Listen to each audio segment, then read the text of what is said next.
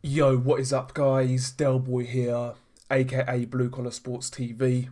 Hopefully, you guys are doing well. If you're new here, smash that like, hit subscribe, all of that good stuff. The age of emotional incontinence really has hit the boxing community massively.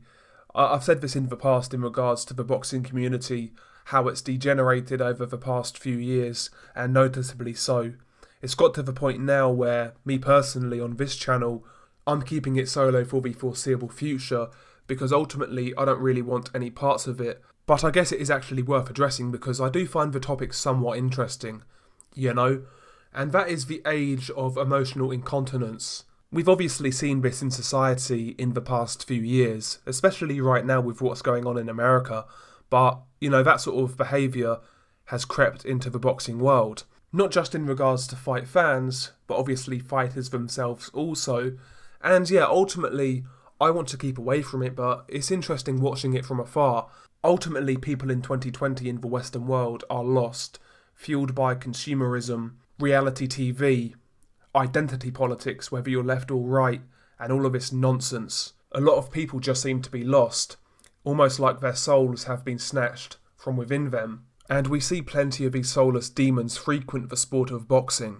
You can hear it in their voice, you can hear it in their words, and you can feel it in the energy which they give out. Like I said, these people are dead between the eyes. There's nothing left as far as I'm concerned. I know I sound full David Icke right now, but there are certain people who are too far gone, and quite a few of those people seem to frequent the boxing community. I hate keep on bringing up Deontay Wilder, but to me he's the most obvious example of this in recent years. And obviously you can talk about Deontay Wilder himself, but let's just have a look at his fan base for a second. And when I say his fan base, it's not just his fans, it's mainly the fangirls, the fanboys, the real hardcore, die-hard ones. Not the regular fans, but with a certain section of Deontay Wilder fans, look at the reaction, look at the hysteria, listen to the vitriol of these people. As Western society continues to collapse and degenerate, those who have been and had their soul snatched by consumerism, identity politics, reality TV, and things that don't matter, so does their ability to deal with minor day-to-day struggles, such as one of your favourite fighters losing, without breaking down into a pathetic puddle of self-indulgent weakness. Soulless degenerates live their lives vicariously through their favourite sports star or celebrity, and almost try to live their lives like that person, and also they'll take that person's achievements as their own in order to validate their own existence. We really do live in a clown world as far as I'm concerned, and the boxing world is just a good example of how society is going in general, in my opinion. It truly is pathetic. In regards to boxing, certain fights, it's almost like boxing is secondary and other issues are pushed to the forefront as the main talking point, I guess. For example, Tyson Fury versus Deontay Wilder. Again, I go back to that fight. We all know how that fight was built and what it was being sold on, and a lot of people unfortunately brought into it. Again, just crabs in the bucket, as Deontay Wilder would say.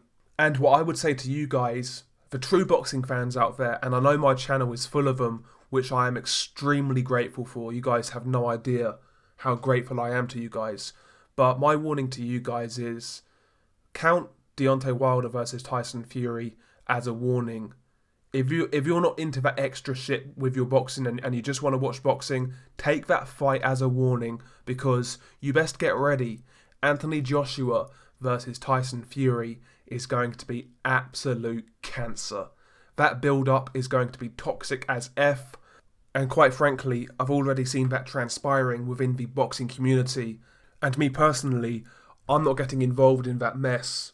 Boxing to me is a hobby. I love boxing. I love watching boxing. I love talking about boxing. That's as far as it goes for me. The only thing I really vow is to not let that sort of behaviour kind of cloud my enjoyment of a sport, because I have done that in the past. Sometimes the behaviour around the fight game by fans in the community, it does kind of irritate me at times, and it just makes me, once again just question people on this planet and how vacuous and soulless they really are. Because like I said, as far as I'm concerned, a lot of people are too far gone. And with what's going on in the world right now, that's a recipe for disaster, as far as I'm concerned. The one time people needed to be united and somewhat on the same page, we are getting our rights eroded away from us on the daily. But it is what it is, man. I mean, what can I really say? What can I really say? At the end of the day, boxing is a degenerate sport. Maybe I shouldn't really be surprised that it attracts some degenerate people. I mean, at the end of the day, boxing's a sport in which two guys are sitting there punching each other in the head until one falls. And it's a violent sport.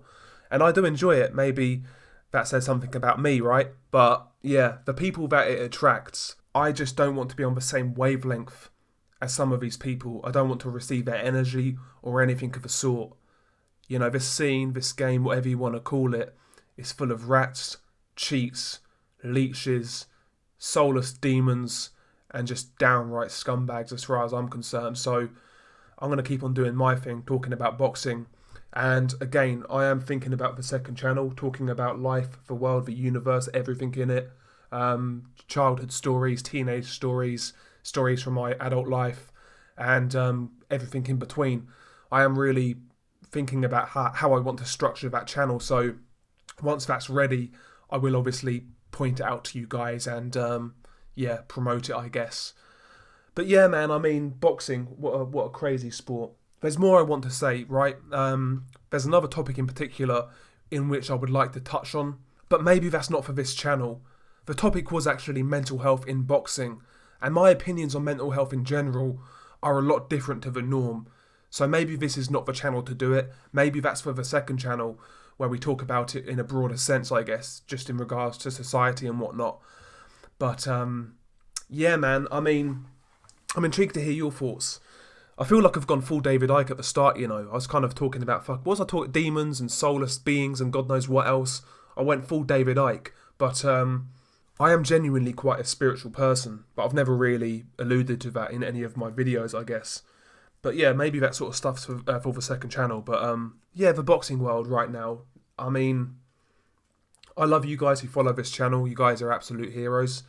And I'm grateful for all of your support because, like I said, I've said it before, I'll say it again. I genuinely feel that we've got one of the best communities in boxing on YouTube. I really do feel that. And I am genuinely thankful for that. There might be there's a slight chance of a part 2 to this video. If this video does well, I might do a part 2. But the topic at hand, as I mentioned earlier, mental health in boxing, is a little bit of a touchy one. And a lot of people are kind of sensitive these days if you've got differing opinions from the norm. So we might leave it, I might do it. We'll see what happens with it. But anyway, share your thoughts below. Beanie Guy Del Boy. Peace.